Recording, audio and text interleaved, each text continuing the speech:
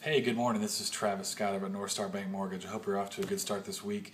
This week's Tuesday tip video is really talking about how to keep your customers, or the importance of keeping your customers or yourself always pre-approved.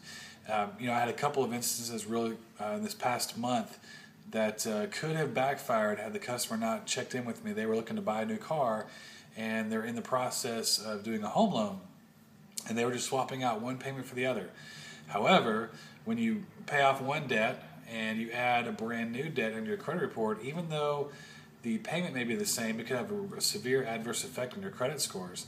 Luckily, they didn't do this, and we were able to close, and then shortly after they went out and bought the new car, and actually told me that their credit score had dropped a little bit after that. So be careful of that if you have clients or yourself, if you're wanting to do that and you're in a process of any kind of financial loan process. Be sure not to change your picture at all.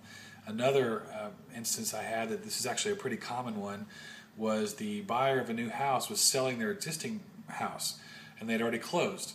And when we re-pulled their credit report, because it was time to update the file, their mortgage was now gone from their previous home. Well, that dropped their credit score about 50 points because they now lost their biggest trade line on their credit report.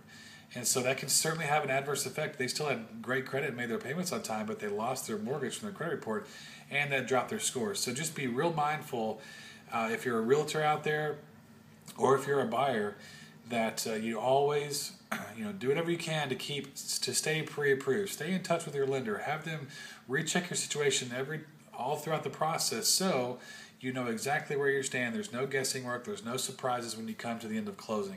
So I can tell you, there's nothing more frustrating when you have buyers, or when you have movers lined up for buyers, and you're now trying to tackle the most mundane task at the very, very end.